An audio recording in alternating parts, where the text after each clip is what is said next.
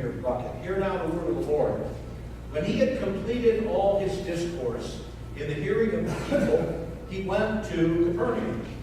He, of course, being Jesus.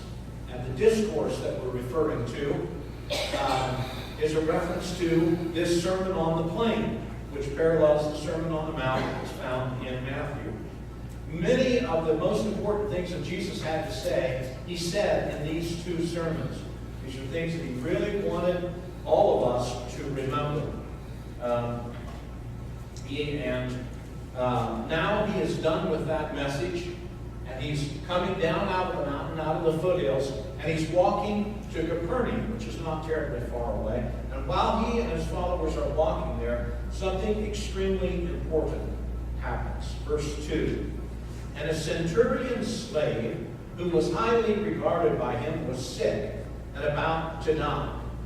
There is a second key figure in the story besides Jesus, and that key figure is a centurion. If we were first century Mediterranean citizens, that word centurion would just fill our brains with a whole bunch of information. But we're 21st century Indianians. And what do we know about centurions? So I thought I'd start by asking, raise your hand in a clear, loud voice for old ears. Tell me, what do you know about a centurion? Anything, any fact that you know about centurions? Aren't they military? They are military, absolutely. What else? Commander of many. The name in Latin, the word century in Latin means 100. And he was, in theory, they commanded 100. In reality, they could never get 100, or very rarely. They usually commanded 60 to 80. Jim? That was what you're going to offer? All right. Centurions,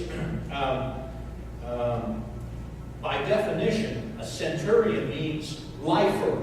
You know what I mean by lifer? Always a soldier. Right? Centurions, by Roman law, were not allowed to be married. You know why? They would be less willing to go through the hole in the wall if they had someone to come home to. And so forever, for their entire life, they were forbidden from being married. If centurion was above average intelligence, or he wouldn't have risen to that rank. Centurions were very strong and required to stay that way. They were had great integrity.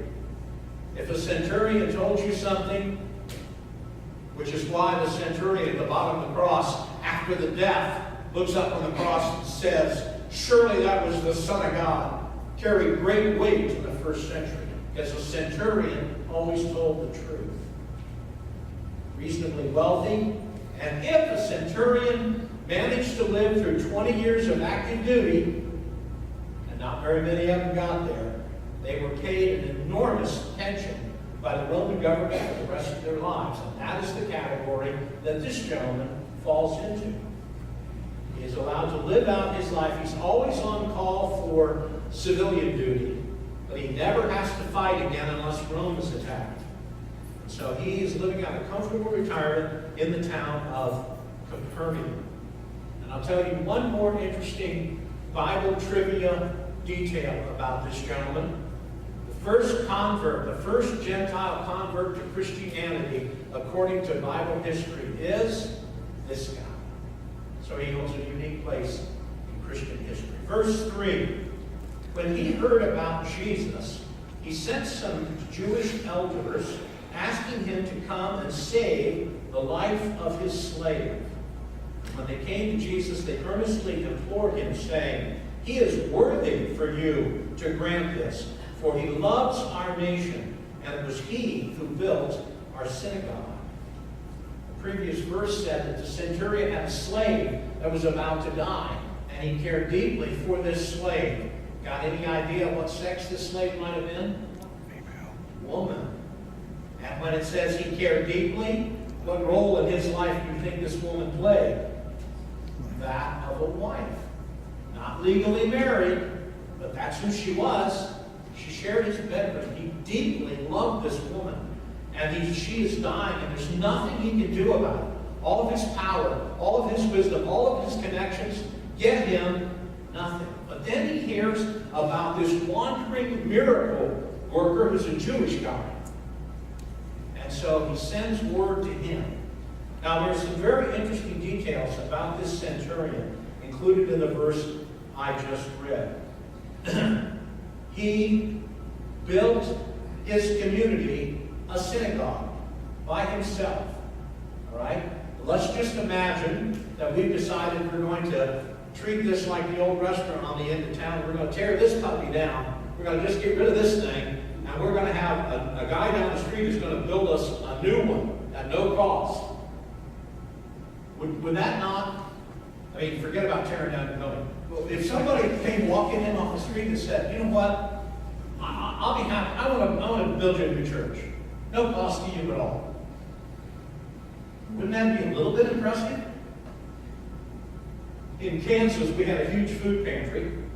And soon after I got there, a lady who volunteered to pass out groceries, she passed away. And when she died, she told me she didn't want any flowers, she wanted money collected for food pantry. So we did, and we got about $6,500 real quick. So I went to the manager of the food pantry and I said, what do you desperately need? She said, I need a walk-in freezer. I said, all right. So I started looking, I bought her a used walk-in freezer, and I could buy a walk-in refrigerator at the same time for the same money, $6,500.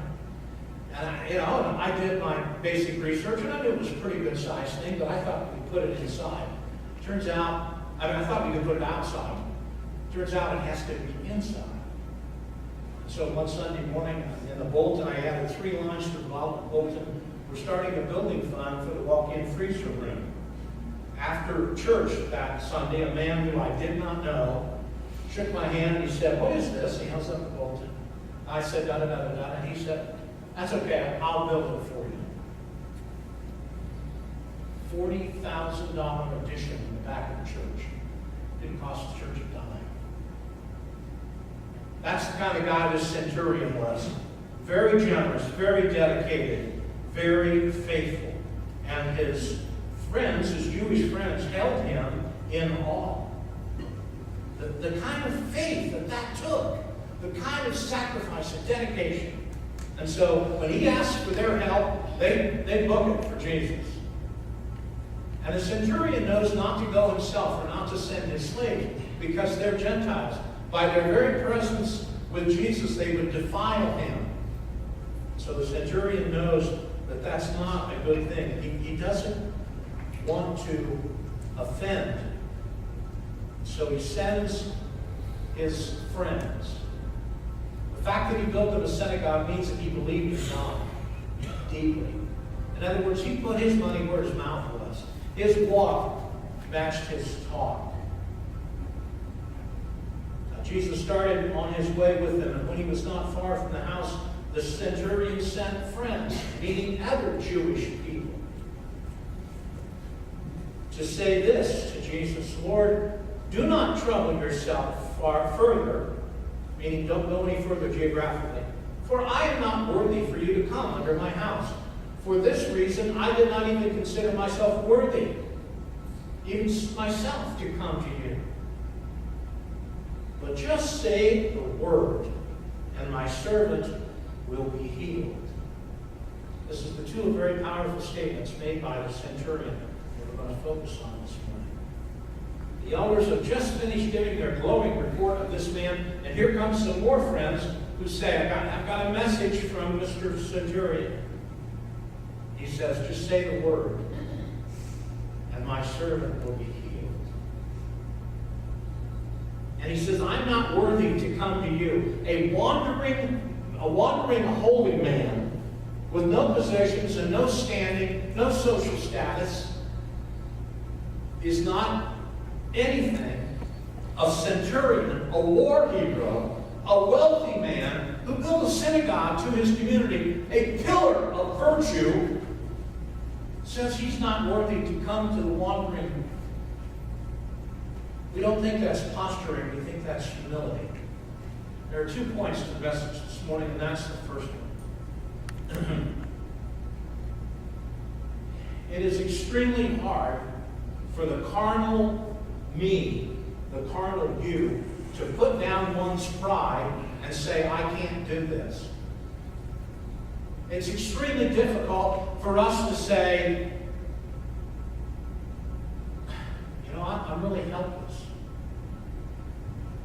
I need God.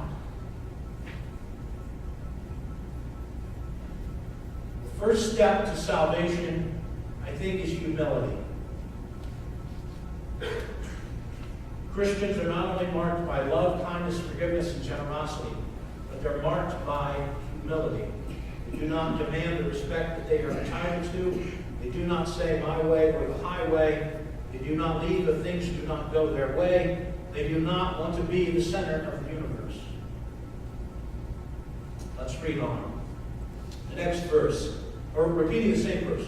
Lord, do not trouble yourself further, for I'm not worthy for you to come under my roof. For this reason I didn't come to you. Just say the word. This centurion understands something that is so enormously difficult to understand theologically that, and even I don't get it fully, and I've spent a lot of time trying to get it. But he understands that the entire world operates under a spiritual authority, that God is in control of everything. You know, we're all a titter about this eclipse that's coming, right? You all excited? Huh? Have you bought your glasses yet? You can't find them online anymore. They're not available. All right, somebody want to make a quick buck, figure out how to make solar eclipse glasses. You know what the solar eclipse is, right? Where things get in the way of other things and suddenly we're in shadow. Can you imagine being let's just say first century people, and all of a sudden one day everything goes dark, goes black? That, by the way, is what is thought to have happened unexpectedly when Jesus died on the cross. But everybody's all a titter about, oh boy, they catch the eclipse. I think it's another sign or another evidence that everything is being controlled by something we cannot see.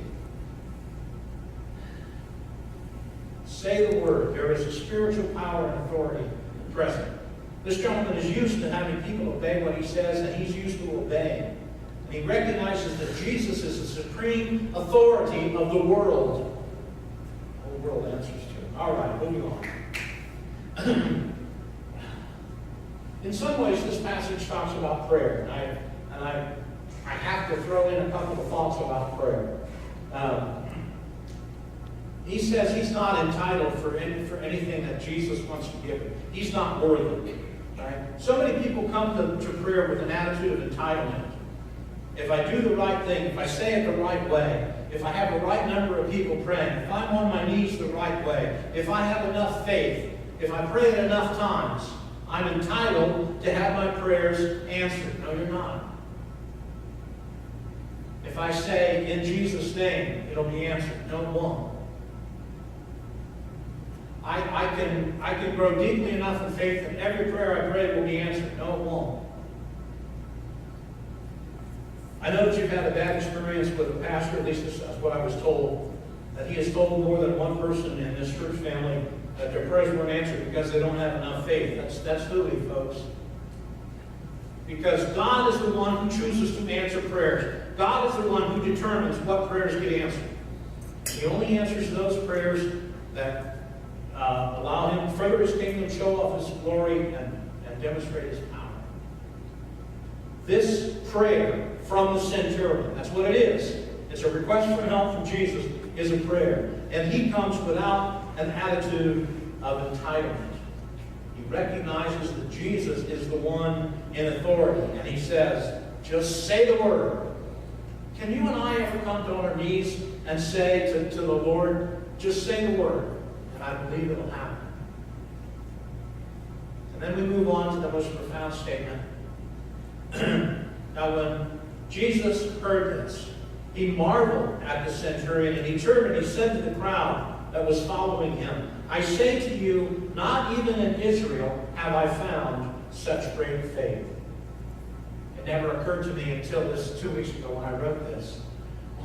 Can you imagine being Peter and James and John standing there? Never in all of Israel have I seen the faith of this Gentile Roman centurion who isn't even here today. Wait a minute, dude. I gave up the boat. I made Mom unhappy. I've been following you around for a year and a half. Doesn't that show something? Can you imagine? Mary's in the crowd. Mary Magdalene's in the crowd.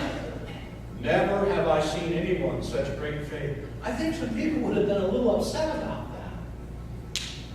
And then I read a commentator, a modern commentator, that I think this is a really cool thought, which is another way of teaching the lesson.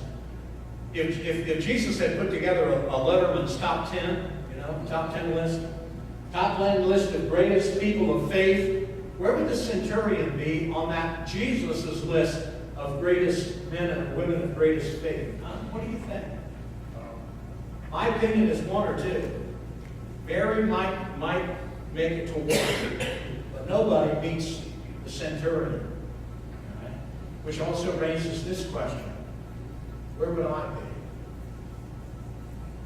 Where would you be? Would you make the top 1,000,000 greatest faith of all human history? How about the greatest 1,000,000,000? The greatest 10 billion? Would you make the list at all? Just another thought, offering the same lesson the same way. Never in all of Israel have I seen such great faith.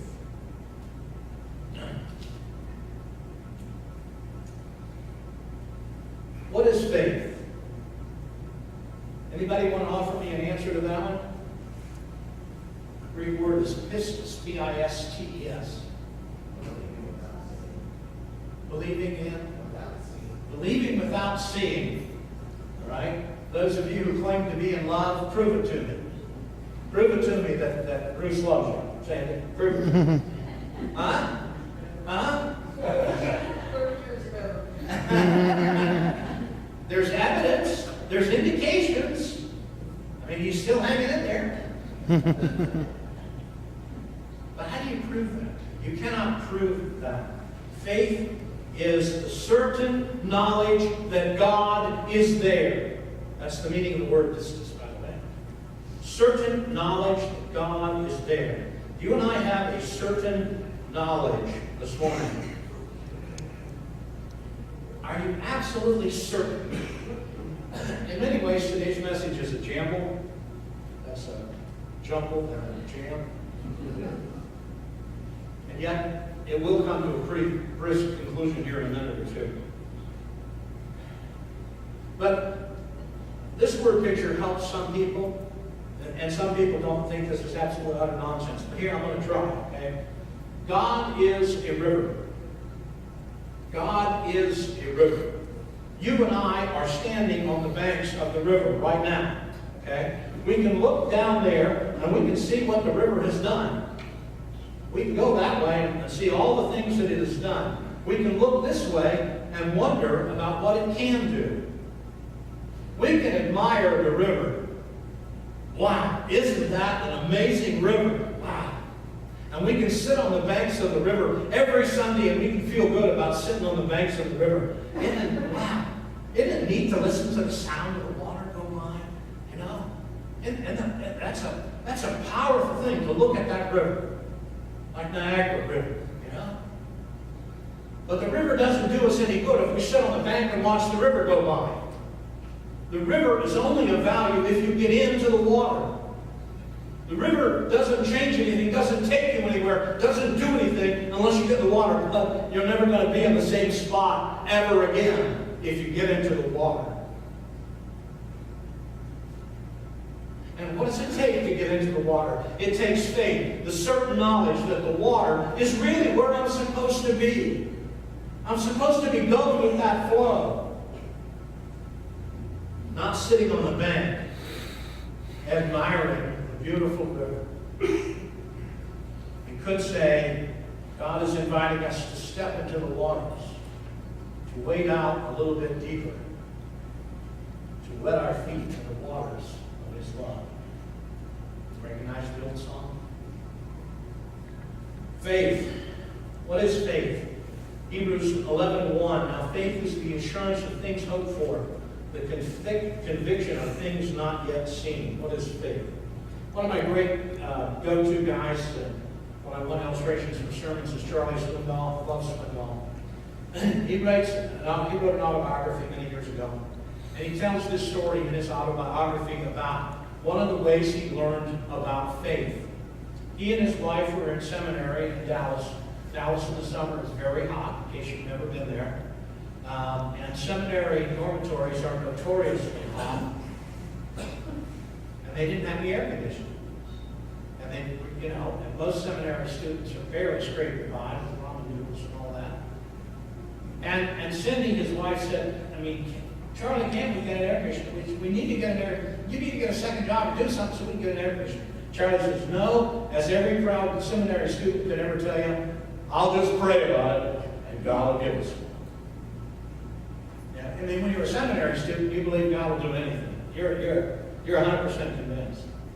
And so they began to pray. That was in the fall. They prayed all through the fall and all through the winter, and spring came spring break time. They went back home to, I think it was Tennessee where they were from. They visited friends and family, and they never told anybody about their need for an air conditioner.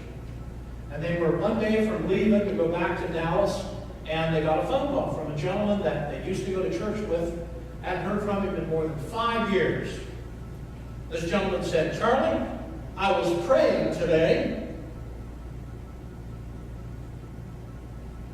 and I think God laid on my heart to give you a spare air conditioner that's out in the garage. And Charlie said, with a big grin on his face, that'd be awesome. He said, we don't have the gas money to come to the other side of Nashville and get it. He said, that's all right, I'll bring it to you.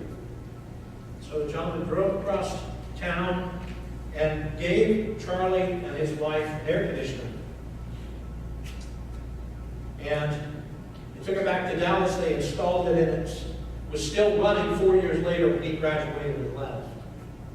Now, is that just one of those stories that preachers make up to illustrate their sermon, or do you believe that that really happened? Someday I'll tell you about praying for my ministry when I was in college, praying to determine what seminary I was going to go to. I'd already made up my mind I was going to do this solo. I didn't need a woman in my life. I was going to be like Paul. So I made up that, didn't ask God about that. I just made up my mind about that. And I was praying and praying and praying about what seminary, where should I go, what seminary. And I had a dream. In the dream, a woman got up from this room and walked across the room over there, and somebody said her name, and she turned and looked back over her shoulder. The camera went, and in that nanosecond, in the middle of the night, God said, that is the woman I have chosen for you to do ministry with for the rest of your life. To which I said, no, I'm not going to do this alone.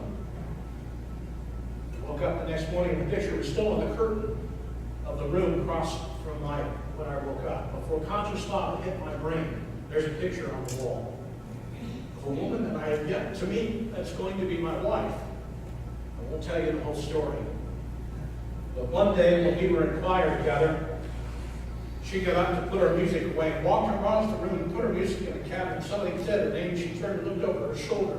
And they say, I ran out of the room screaming, it doesn't happen that way.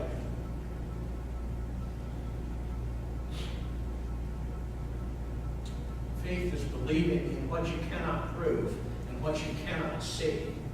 I cannot imagine doing ministry without pain. I guarantee you I'd be a different human being. Well, I have a story to tell you to bring this to a close. This is not a true story. I believe this is a legend. Maybe true, may not be. But many years ago, almost 100 years ago, a gentleman was traveling out west. He was on a horse. And he wandered across a portion of Texas that had very few people and no water. And he was very much on his last legs, very much, his horse was about to go down, and he stumbled upon an old miner's shack in the middle of this uninhabited area. He was just grateful to find a place to sit in the shade. He went around back, which was the opposite way of the sun. He sat down, and he noticed one of those old S-handled pumps, that kind.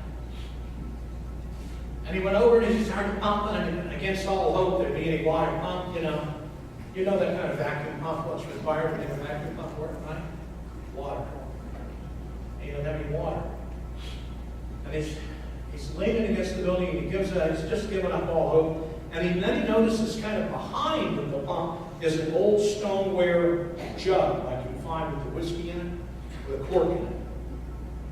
And he picks it up and he shakes it, and it's got water in it. And he's struggling to get the cork out, and he's dusting it off. He's about to take a big swig, and his hand touches the side of the jug, and he realizes there's something scratched on the side of the jug.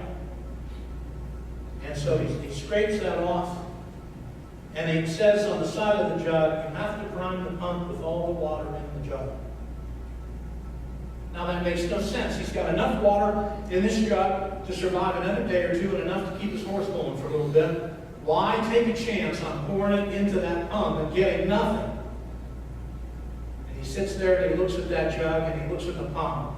And he back and forth and back and forth. And he cannot decide. And finally, he pours the water into the pump and starts pumping. And he can hear it coming. And it starts to pour out. It's cold water. And he drinks his fill, and the horse drinks his fill, and he's drinking, and he reads on the bottom of the jug, be sure to fill it up again. And he filled it up again, and he put a cork back in it, and he went through his saddlebags, and he found an old piece of paper, and an old beat-up pencil, and he wrote on this little piece of paper, trust it. It really works.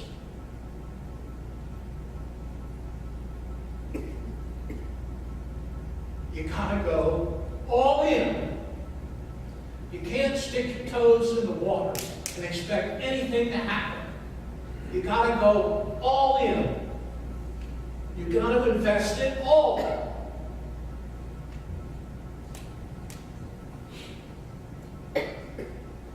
I'm extremely proud of this church family for having the courage over the last 12 months to do all the things that you've done, to faithfully go where you've not been in a while, and to do so with enormous contributions that I never saw coming. I am extremely proud of you, but we're not there yet. We just have to continue to invest all in. Now, the hard part, not write the check. Give me your time.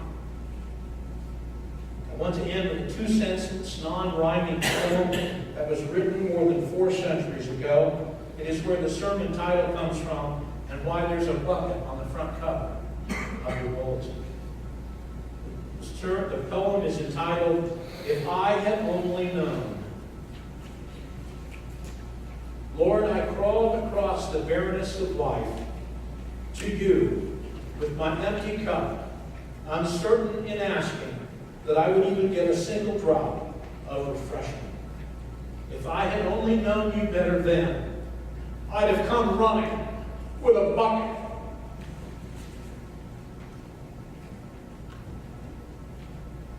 Holy Father, may we understand to the depths of our souls what that means. We've wandered through life crawling around with our little cup looking for something from every other place than where we should have come. And that's to the cross with broken hearts, recognizing you as the center of the universe, asking you to fill our cup. And in so doing, we would have received the blessings of the universe. Help us, Lord, individually and as a church family to come running with our buckets, not hoping, expecting. Because I know that you want us to be a blessing for you.